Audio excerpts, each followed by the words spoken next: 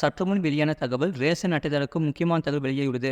அது என்னன்னு சொல்ல பார்க்க போகிறோம். நீங்கள் நம்ம சேனலை சப்ஸ்கிரைப் பண்ணாமல் இருந்தீங்கன்னா மறக்காமல் லைக் பண்ணிக்கோங்க, சப்ஸ்கிரைப் பண்ணிக்கோங்க. வாங்க வீடியோக்குள்ளே போகலாம். தமிழகத்தின் ரேஷன் கடைகளில் கிடைக்கும் இலவச பொருட்களை பெறுவதற்கு ரேஷன் கார்டு மிக முக்கியமான ஒன்று.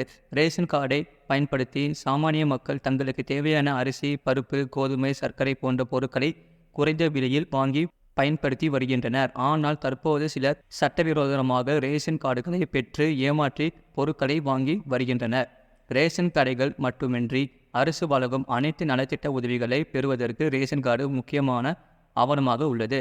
இதன் மூலம் வறுமை கோட்டிற்கு கீழ் உள்ள மக்கள் மாதம் மாதம் தங்களுக்கு தேவையான பொருட்களை பெற முடியும். அதோடு மட்டும் இல்லாமல் அரசு வழங்கும் நிதி உதவி திட்டங்களும் பயன் பெற முடியும்.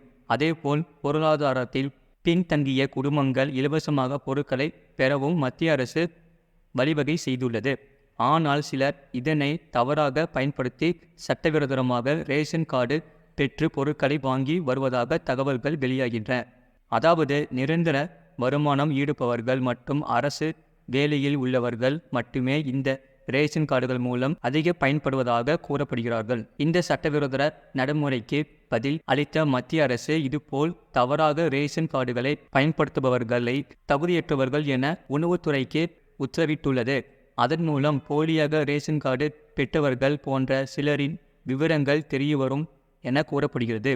போலியாக ரேஷன் கார்டு பெற்றவர்கள், தகுதியற்ற விண்ணப்பதாரர்கள் போன்றவரி ரேஷன் கார்டுகள் முடக்கப்படுவதற்கு வாய்ப்புகளாக கூறப்படுகிறது. இது போன்ற நபர்களின் விவரங்கள் வெளிவந்தால் அவர்கள் மீது நடவடிக்கை எடுக்கப்படும் என்று எதிர்பார்க்கப்படுகிறது.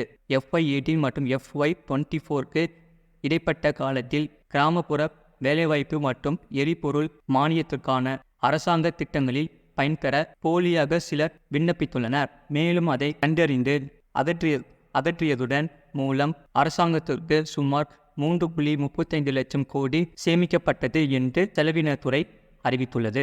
சமீபத்தில் செலவினத்துறை சுமார் 50.1 மில்லியன் போலி ரேஷன் கார்டுகளை கண்டுபிடித்து ரத்து செய்தது குறிப்பிடத்தக்கது. இது போன்ற செய்திகளை உடனுக்குடன் அறிந்து கொள்ள மறக்காம சேனலை சப்ஸ்கிரைப் செய்யுங்கள், மற்றவர்களுக்கு தெரியப்படுத்த ஷேர் செய்யுங்கள்.